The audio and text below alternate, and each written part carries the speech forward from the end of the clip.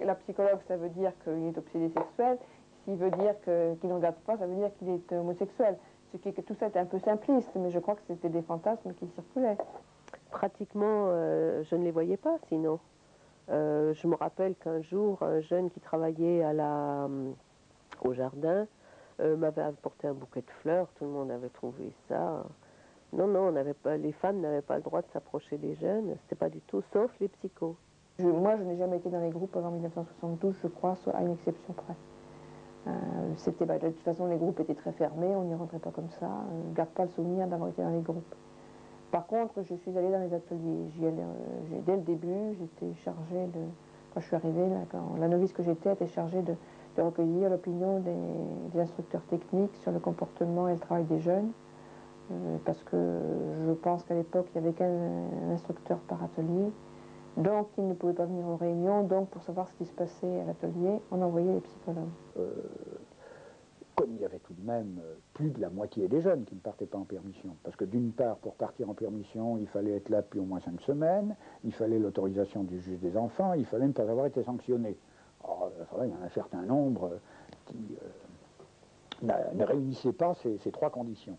Donc on voyait ses parents venir. Alors est-ce que c'était le samedi après-midi ou le dimanche, je ne me souviens plus.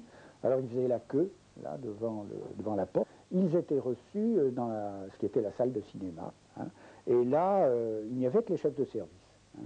Les éducateurs n'avaient aucun rapport avec les parents. Hein. On ne les connaissait pas. Ce qui est vrai à Savigny était vrai même à Bure-sur-Yvette après. On ne rencontrait jamais les parents. Hein. Moi, il me semble qu'il y avait tout de même par rapport aux parents une image dominante qui traînait. C'était tout de même l'image de la famille mauvaise. C'est-à-dire que si ces gamins sont là, bon, c'est parce qu'en grande partie, le milieu et la famille est mauvaise. Donc, on n'avait pas à l'égard, enfin, l'institution n'avait pas à l'égard de ses parents beaucoup d'aménité. Hein. Savigny avait un label. Quand vous sortiez de Savigny par rapport aux jeunes de vos quartiers, vous aviez été le mec qui avait été à Savigny. Et quelque part, ça vous renforçait dans un personnage de petit dur de quartier. Donc, à mon avis, Savigny était quelque chose qui créait obligatoirement le passage à plus. Moi, par exemple, globalement, j'ai accentué, je n'avais pratiquement jamais fait de délit avant d'aller à Savigny. Bon, je suis tombé 1 an et demi après avec la bande de Clichy dans lequel j'avais fait 2 casses. Eux, ils étaient major pénal, moi pas, j'ai fait 5-6 mois à Fresnes, eux, ils ont pris 4 ans. Donc le processus n'a pas été bien. Je crois au contraire que c'était quelque chose qui donnait une étiquette. Et on avait, quand vous sortiez de Savigny, vous aviez plutôt une responsabilité par rapport aux nouveaux personnages qui avaient fréquenté des lieux plus durs, à appliquer une espèce de aura, quelque part. Et quand je me suis retrouvé devant le juge Chanvet, quand il m'a dit « je te place à Belle-Île-en-Mer, 3 ans », pour moi, Belle-Île je ne connaissais pas, mais repartir pour 3 ans, pour moi c'était infernal.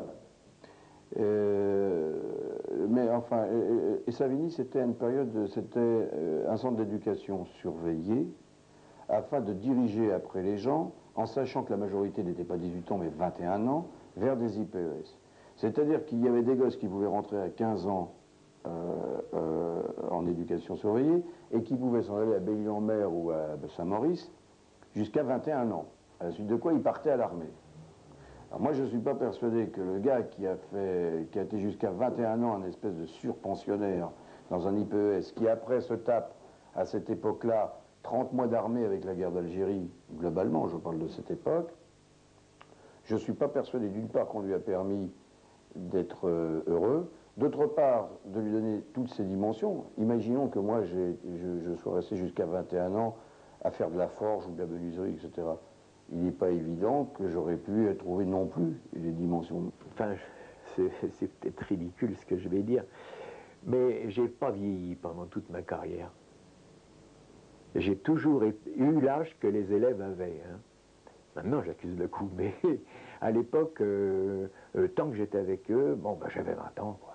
Je crois qu'il y a très peu d'entre nous qui sont faits pour échouer.